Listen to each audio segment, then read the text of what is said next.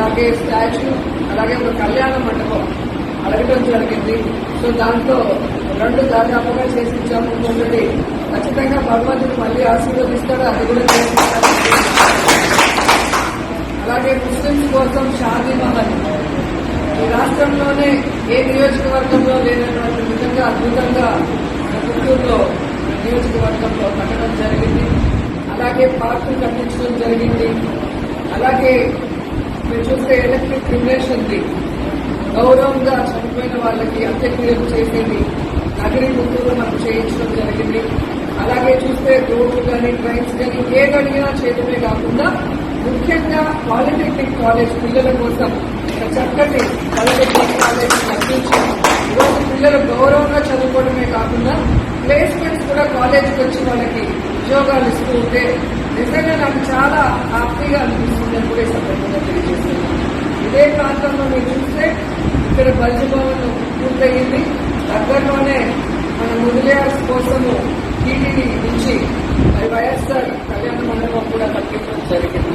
So అలాగే urban health centre కట్టించడం జరిగింది.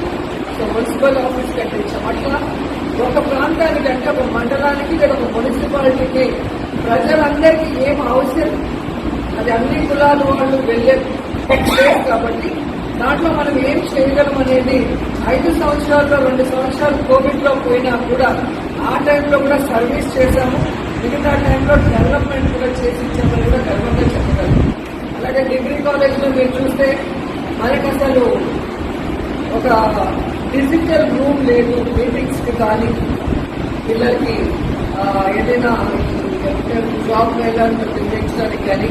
సో టెక్నికల్ గా మనకి ఒక పెద్ద రూమ్ ఆల్ ఫెసిలిటీస్ తో కావాలి అంటే చారిటబుల్ ట్రస్ట్ ద్వారా చారిటబుల్ ట్రస్ట్ ద్వారా అది కూడా ఎలక్షన్స్ ముందే పూర్తి చేయడం జరిగింది. అలాగే పుత్తూరు కోర్టులో రోడ్డు లేక బతుకులుగా ఉంటే రోజా చారిటబుల్ ట్రస్ట్ ద్వారా టార్ రోడ్డు కూడా వేయించడం జరిగింది.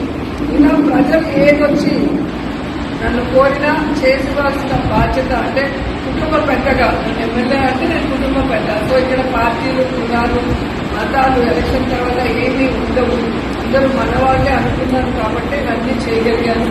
సో మన ఎలక్షన్ అనేది ఒక సునామీ లాగా జరిగిపోయింది. సో ఇది ప్రజలు ఓడించిన ఓటమి కాదు.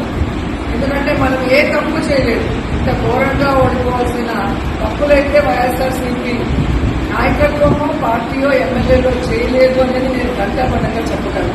ఏం జరిగింది అనేది ఈ రోజు కాకపోతే ఏదో ఒక రోజు బయటగా నేను వస్తుంది, ఆ రోజు కూడా ప్రజలు తెలుసుకుంటారు. కానీ ఖచ్చితంగా వైఎస్ఆర్ కాంగ్రెస్ పార్టీ మేము ఎమ్మెల్యేలుగా వర్క్ చేసినప్పుడే కాదు, ఇప్పుడు ప్రతిపక్షంలో కూడా మీకు అందుబాటులో ఉంటామని ఏదైతే మాట ఇచ్చామో ఆ మాట ప్రకారం ఇక్కడే ఉంటాము, మీ అందరికీ అందుబాటులో ఉంటాము. మిమ్మల్ని మా కుటుంబ సభ్యులుగానే మేము